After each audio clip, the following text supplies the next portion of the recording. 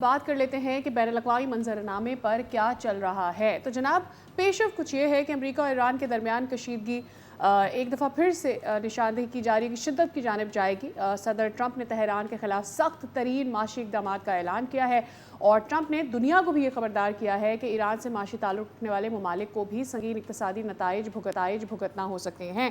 That means sanction, और ये पहली दफ़ा नहीं होने जा रहा है। इससे पहले भी ईरान के साथ ये होता रहा है। जब जब ईरान डटा है और जब जब ईरान ने मुतहरिक तरीके से कहा है कि वो न्यूक्लियर हासिल करने की जो उनकी जद्दोजहद है उसे जारी रखेंगे और ख़ास करके उनकी जो इंटेग्रिटी है उसके ऊपर अगर कोई हमला करेगा तो उसके लिए वो जंग लड़ेंगे, आगे बढ़ेंगे। उस वक्त हमने यही देखा है कि उनके ऊपर सैंक्शंस लगी हैं। And one more time here comes the threat from USA towards Iran and other countries. दूसरी जानिब ईरानी वज़ीर ख़ारजा अब्बास अराग़ची ने फ़ील्ड मार्शल आसिम मुनीर से राब्ते भी किए हैं। इसमें सिफारती कोशिशों और ख़ित्ते की सूरत हाल पर तबादला ख़याल भी किया गया है। At this moment of time कि जहाँ पे स्टेट ऑफ हॉर्मुज़ एक बोन ऑफ कंटेंशन बना हुआ है और पे भी सरगर्मियाँ जो हैं वो मिसक्रेंट्स के थ्रू रोकने की कोशिश की जा रही हैं। डोनाल्ड ट्रंप का ये धमकियामेज़ लहजा साथ में अगर ये भी मिला लें और अपने मेहमान उस्मान वड़ाई साहब जो कि माहिर बैनुल-अक़वामी उमूर हैं उनको वेलकम करें, उनसे ही ये मैं सवाल करूँ उस्मान वड़ाई साहब कि ट्रंप की कौन सी पॉलिसी को हम देखें कि वो 100% ये कि आई कांट अंडरस्टैंड। आज की खबर है कि उन्होंने किम जोंग उन को कहा है कि मेरे उनसे बड़े अच्छे रवाबित हैं और उनसे कोई बातचीत या मुलाकात का भी ट्रंप ने इंदिया दिया है। What in the world is Donald Trump doing? Right और इसके साथ ये भी अगर हम मिला लें फैसल उस्मान वड़ाई साहब अस्सलाम वालेकुम कि साउथ कोरिया को धमकियां दे रहे हैं डोनाल्ड ट्रंप साहब। कुछ दिन पहले उनके साथ जो तरबियती ट्रेनिंग होनी थी वो उन्होंने कहा है कि अब नहीं होगी। जी, उसकी देखें, इस there is a method behind that madness है। इस सारे मामले को आप ईरान के कज़िये के साथ जोड़ सकते हैं। डोनाल्ड ट्रंप एक फ्रस्ट्रेशन का शिकार हो चुके हुए हैं क्योंकि अमेरिका में बात हो रही है कि टेंजिबल ऑपरेशनल जो रिजल्ट्स हैं ईरान से मुतालिक पिछले 6 महीने के अंदर नहीं निकले। 6 महीने पूरे होने वाले हैं। 2 महीने का जो नेगोशिएशन का फ्रेमवर्क था वो भी देख लें, 17 अगस्त को वो भी ख़त्म हो चुका है। ईरान जो है विस्टैंड कर रहा है कॉन्फ्लिक्ट में, नो डाउट उनके काफ़ी ज़्यादा जो है उनके स्टेक्स जो हैं वो कंप्रोमाइज़्ड हुए हैं इसके अंदर। लेकिन जिस तरीके से ईरान की अभी भी कैपेसिटी है रिटेलिएशन करने की, तो डोनाल्ड ट्रंप और इलेक्शन सर के ऊपर आ रहे हैं और हर डॉट को कनेक्ट करेंगे तो आपको समझ आएगी कि साउथ कोरिया को इसलिए वो कोशिश कर रहे हैं, चोक करने की, क्योंकि उन्होंने कहा है कि हम आपके साथ जो है अपना हुर्मुज़ को खुलवाने के अंदर कोई रोल प्ले नहीं करेंगे। और दूसरी खबर जो है वो मेरे ख्याल में वो ज़्यादा इससे बड़ी है, जो इस वक्त कैटास्ट्रोफिक न्यूज़ है, इंटरनेशनल बजिंग बनी हुई है कि डोनाल्ड ट्रंप जो है उनकी एडमिनिस्ट्रेशन सोच रही है न्यूक्लियर टैक्टिकल वेपन इस्तेमाल करने से मुतालिक है। देखें, डोनाल्ड ट्रंप जो है एक इंप्रेशन क्रिएट करना चाहते हैं जो 6 महीने से नहीं हो सका। चाहे वो दस्तावेज हो जाए जो उन्होंने फ्रांस के अंदर साइन किए हैं, या ओवरऑल हम किसी भी इंसिडेंट को अगर अपना डिकोड करना शुरू करें। जब खबरें आती हैं कि पेंटागन जो है वो खबरें छुपा रहा है, और दूसरा इनके जो डिप्लीशन हो रही है, इनके जो म्यूनिशंस हैं, प्रिसीजन गाइडेड मिसाइल इनके पास नहीं, ठीक है उस्मान वड़ाई साहब। सर एक तो आप अपनी कॉन्वर्सेशन भी आगे बढ़ाइएगा, लेकिन जो हम बार बार फ्रस्ट्रेशन की बात कर रहे हैं कि इस वक्त बहुत फ्रस्ट्रेशन अमेरिका में पाई जाती है, उस फ्रस्ट्रेशन का खमियाजा पूरी दुनिया भुगत रही है। तो अब जो सारे मीडिएटर्स हैं उनका क्या रोल बाकी रह जाता है जब धमकी दी जाती है अमेरिका की जानिब से कि जो भी इसको पेव करने की कोशिश करेगा ईरान के साथ उस पर भी मसाइल हो सकते हैं, उस पर भी सैंक्शंस लग सकती हैं शायद।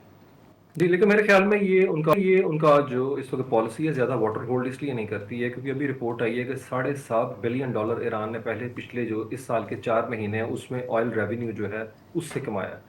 तो ये कह देना कि चाइना जो है या रशिया जो है वो ईरान के साथ इकोनॉमिक जो उनके रिलेशनशिप्स हैं उसे कट डाउन कर देंगे, मेरे ख्याल में ये इट्स अ फार क्राई। और डोनाल्ड ट्रंप चीज़ों को समझ नहीं रहे और ये उनकी फ्रस्ट्रेशन का हिस्सा है। आप इसको उसी कॉन्टेक्स्ट में देखें कि कोई स्ट्रेटेजिक एंड गेम नहीं है, कि जिस तरीके से वहाँ पे उनका आपने सुना होगा, हमारे लोग जानते हैं कि किस तरीके से सबसे बड़ा उनका बहरी बेड़ा जेरड फोर्ट वो यहाँ से निकला, और अभी जो हालत थी लिंकन इन के अंदर के लोग छलांगे लगा रहे थे, टॉयलेटरी उनके पास आइटम प्रोडक्ट्स नहीं है उनके वाह। पास, उनका ब्लैकआउट कर दिया गया, इंटरनेट पे अपने घर वालों से रब्ता नहीं कर सकते हैं। और इस सूरत हाल में अभी जॉर्ज वाशिंगटन नया डिस्पैच किया जा रहा है, अमेरिका की आर्मी भी एग्जॉस्ट हो चुकी हुई है, उनकी नजर आती है एग्जर्शन है और कुछ समझ नहीं आ रहा आगे होना क्या है। ये टैक्टिकल न्यूक्लियर वेपन की जो बात है ये हम नहीं कर रहे, ये अमेरिका में डोनाल्ड ट्रंप की जो बड़ी प्रो रही हैं, ट्रम्पर रही हैं, जॉर्जिया से कांग्रेस वुमन साबिक है मार्जरी टेलर ग्रीन, उन्होंने बात की है कि वहाँ पे स्ट्रेटजी मीटिंग में बात हो रही है कि वो जो जगह हैं स्पेशली पिकैक्स जो माउंटेन है जिसके नीचे डीपली उनकी डीप फैसिलिटी है न्यूक्लियर, उसको बंकर बस्टर नहीं उड़ा सके, कन्वेंशनल वेपन नहीं चल सकता, क्यों ना वहां पे न्यूक स्ट्राइक की जाए। इस स्ट्राइक की से हम पूरी जंग का नक्शा बदल सकते हैं, लेकिन उस ये कॉन्सिक्वेंशियल होगी रीजन के लिए, पॉलिटिकल इकोनॉमिकली, इंटरनेशनली। 81 साल से ये टैबू दोबारा अमेरिका ने जो है थ्रेशोल्ड को इस्तेमाल नहीं किया। आपको पता होगा 1945 में जो दुनिया ने ये चीज देखी, और एब्सोल्युटली। डोनाल्ड ट्रंप से कुछ भी एक्सपेक्ट किया जा सकता है इस सारी सूरत हाल के अंदर। और जैसे आपने बात की कि मुज़ाकरात के हवाले से तमाम देखें मीडिएटर्स जो हैं वो पूरी कोशिश कर रहे हैं। अभी टर्की ने कल बात की, अर्दोगान ने ट्रंप से बात करने के बाद कि हम इंगेज करेंगे, लेकिन प्रॉब्लम ये आ रही है कि जो डिस्ट्रस्ट है ये इस तरीके से इसे इंस्टीट्यूशनलाइज कर दिया गया है कि अब ईरान की लीडरशिप इस चीज़ के ऊपर आ गई हुई है। पिछले 2 साल की उनकी हिस्ट्री है कि अमेरिका नेगोशिएशन के हवाले से अपनी कमिटमेंट्स के साथ संजीदा नहीं है। देखें अभी मैं सुन रहा था उनके उनके जो शाकरी हैं, माजिद शाकरी, जो उनके क्लोज एड हैं बाकर कालीबाफ के, उन्होंने इंटरव्यू दिया इंटरनेशनल मीडिया को। उन्होंने कहा पिछले दोनों टर्म के अंदर ट्रंप ने सिर्फ कनाडा और मेक्सिको के साथ नेगोशिएशन की है बेहतर, उसके बावजूद उससे भी बैकआउट करके वायलेशन की। ना यूरोपीय यूनियन से उनसे मुज़ाकरात कामयाब हुए, ना यूके से, ना चाइना से, ना जापान से। तो उन्होंने कहा हम कैसे एक्सपेक्ट कर लें कि डोनाल्ड ट्रंप जो है वो उस चीज पे उतना ही अमल करेंगे। अच्छा, यहाँ पे एब्सोल्युटली। और प्रॉब्लम भी आ रहा है। जो ईरान के अंदर पॉलिसी सर्कल्स में ऐसे सेगमेंट्स हैं जो जंग को प्रोलॉन्ग करना चाहते हैं, उन्हें ये लगता है कि हमें टाइम का तो कोई प्रॉब्लम नहीं, हम क्यों ना 3 नवंबर तक लेके जाए और अमेरिका को, डोनाल्ड ट्रंप को डंड डालें, पॉलिटिकल कॉस्ट पे करनी पड़े। उस चीज के ऊपर मोहम्मद हातमी जो साबिक सदर है उन्होंने बहुत शानदार बात की है। उन्होंने कहा कोई मुल्क जो है अपना नज्म नस्क जो है रॉ इमोशन के ऊपर नहीं चला सकता, सही। उसके लिए उसे लॉन्ग टर्म स्ट्रेटेजिक गोल्स तय करने पड़ते हैं कि मुल्क के अवाम के और इस्लाम के मफाद में क्या है। तो मेरे ख्याल में जो हौथीज कर रहे हैं रेड सी के ऊपर, उसके हवाले से ईरान की जो खामोशी है वो जंग को मजीद कॉन्वोल्यूटेड, इंट्रिकेट और कॉम्प्लेक्स आई थिंक बनाती है। They have to pull up this socks sir, इस पे भी बात हमें करनी पड़ेगी। Thank you so much sir. Subscribe करें और बेल दबाएं ताकि कोई खबर रह न जाए।